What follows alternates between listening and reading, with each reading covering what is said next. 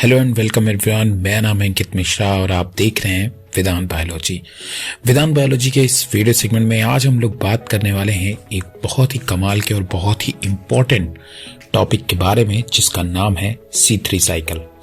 आप सभी ने इस साइकिल के बारे में फोटोसिंथेसिस में पढ़ा होगा और फोटोसिंथेसिस हमारे प्लांट फिजियोलॉजी की एक बहुत ही खास यूनिट मानी जाती है।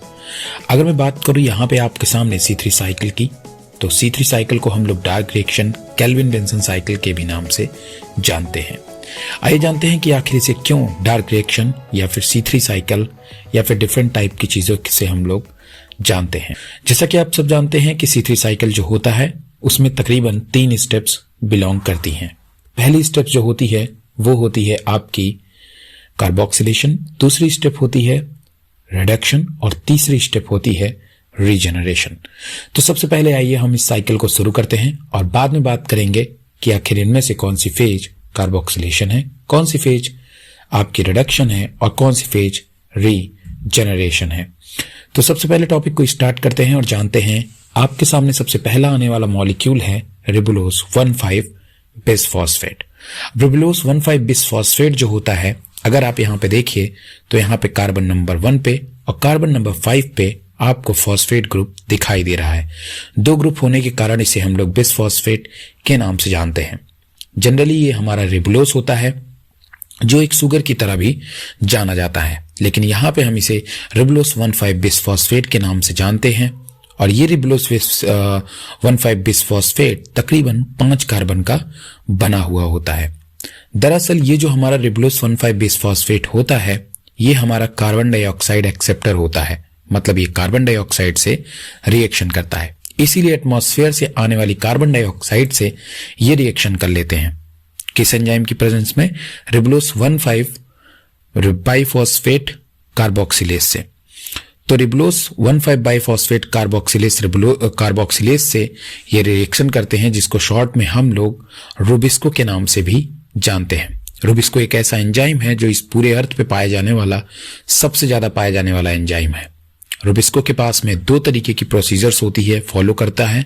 नंबर 1 प्रोसीजर होती है कार्बोक्सिलेशन और नंबर 2 प्रोसीजर होती है ऑक्सीजनेशन। अगर हमारे रुबिस्को को एटमॉस्फेयर से कार्बन डाइऑक्साइड मिलती है तो ये कार्बोक्सिलेशन प्रोसेस करते हैं, और अगर इनको कार्बन डाइऑक्साइड नहीं मिलती है या फिर आपके प्लांट सेल्स में ऑक्सीजन का कंसंट्रेशन ज्यादा हो जाता है तो दूसरी तरफ ये ऑक्सीजनेशन प्रोसेस भी कहते हैं, जो फोटो रेस्पिरेशन में बहुत ही इंपॉर्टेंट रोल प्ले करता है। उसके बारे में हम लोग बाद में बात करेंगे। अभी हम यहाँ पे बात करने वाले कार्बोक्सिलेशन की। तो रिबुलोस 1,5 बाइफॉस्फेट या बिसफॉस्फेट जो है वो आपके कार्बन डाइऑक्साइड को एक्सेप्ट करता है और कन्वर्ट हो जाता है अपने पहले मॉलिक्यूल जिसका नाम है 3-PGA या फिर 3-फॉस्फोग्लिसरेट। 3-फॉस्फोग्लिसरेट दरअसल 3 कार्बन का होता है, और आपने जो अभी देखा यहाँ पे, एक कार्बन डाइऑक्साइड से एक कार्बन आया और 5 कार्बन रिबुलोस 1,5 बिसफॉस्फेट से आया। टोटल हो गए हमारे पास 6 कार्बन, और 6 कार्बन होने के बाद यहां पे आपका जो नया मॉलिक्यूल बन रहा है वो आपका 3 कार्बन का है। तो जाहिर तौर पे यहां पे 6 कार्बन थे, तो जाहिर तौर पे हमारे पास जो फॉस्फोग्लिसरेट बनेंगे वो 3-3 के 2 फॉस्फोग्लिसरेट बनेंगे, ताकि पूरे 6 कार्बन क्या हो जाएं, बैलेंस हो जाएं।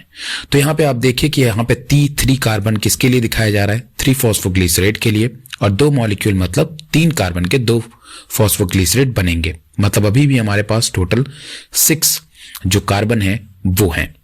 और अगर हम बात करें तो यहां पे आप देख सकते हैं कि अभी भी यहां पे आपको 2 फॉस्फेट ग्रुप दिखाई दे रहे हैं। इसका मतलब इसके अंदर जैसा स्ट्रक्चर था वही का वही सेम स्ट्रक्चर है, और एक कार्बन डाइऑक्साइड ऐड होने से यहां पे 5 से 6 कार्बन हो गए हैं।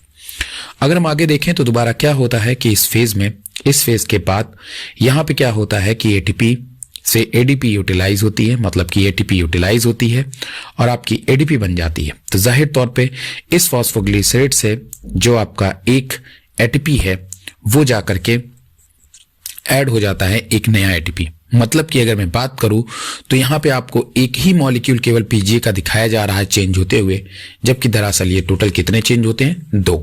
चूंकि इस डायग्राम में आपको जो है विजिबल नहीं करा सकता हूं, इसलिए केवल एक मॉलिक्यूल का ही एग्जांपल बता रहा हूं, लेकिन मैं आपको कार्बन नंबर को सही तरीके से बताता चलूंगा। जैसा कि आप यहाँ पे देख रहे हैं, हम यहाँ पे एक मॉलिक्यूल को अभी नहीं लेते हैं, हम केवल एक ही पीजीए मॉलिक्यूल को लेते हैं।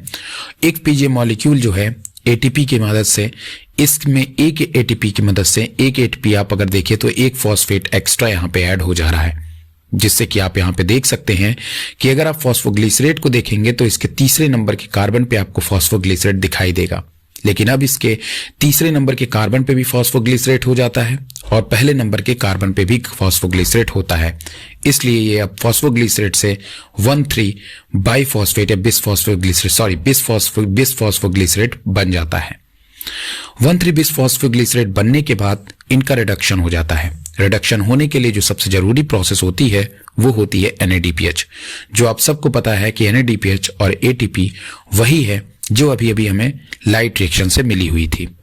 NADPH जो है इसका रिडक्शन कर देता है। रिडक्शन में आप सभी को पता है कि जो ऑक्सीजन यहाँ पे जुड़ा हुआ है वो ऑक्सीजन यहाँ से रिमूव हो जाता है और उस ऑक्सीजन के रिमूव होने के बाद एक नया कंपाउंड बन के तैयार हो जाता है जिसका नाम है ग्लिसरल्डिहाइड 3-फॉस्फेट। ध्यान रखिएगा कि यहाँ पे जो आपके बिसफॉस्फेट हैं वो भी 3 ही कार्बन का आपको दिखाई दे रहा है, ब्लैक कलर का, और इसके भी 2 मॉलिक्यूल होते हैं। लेकिन जैसा कि मैंने कहा कि यहाँ पे मैं एक ही मॉलिक्यूल के बारे में बता रहा हूं, तो जब आप 3 गिनिए तो आप इसको 6 ही मानिएगा। अब उसके बाद क्या हुआ कि यहाँ पे जो नए मॉलिक्यूल बना है G3P ग्लिसरल्डिहाइड 3-फॉस्फेट, जिसके 3' कार्बन पे आपको फॉस्फेट दिखाई दे रहा है, वहां पे आप इस बात का ध्यान में रखेंगे कि ग्लिसरल्डिहाइड 3-फॉस्फेट भी 3 कार्बन का होता है, तो जाहिर तौर पे ये भी कितने बनते हैं, 2 बनते हैं।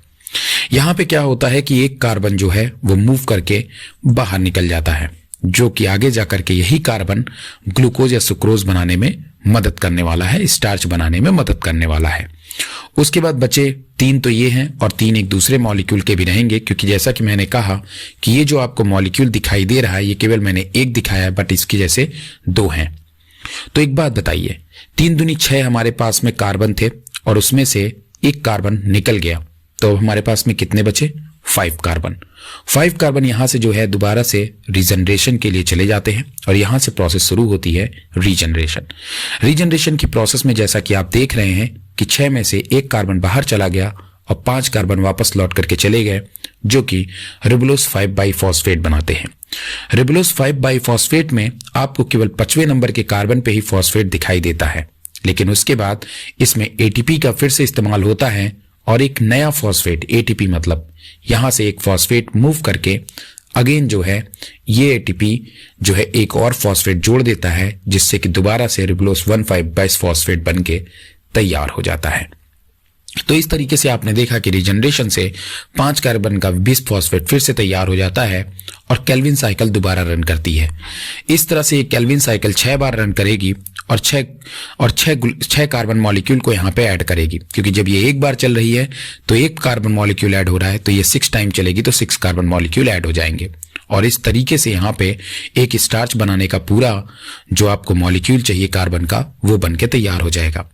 आशा है आपको केल्विन साइकिल की ये साइकिल पसंद आई होगी। पसंद आई वीडियो को लाइक करिएगा, शेयर करिएगा, सब्सक्राइब करिएगा। Thank you very much.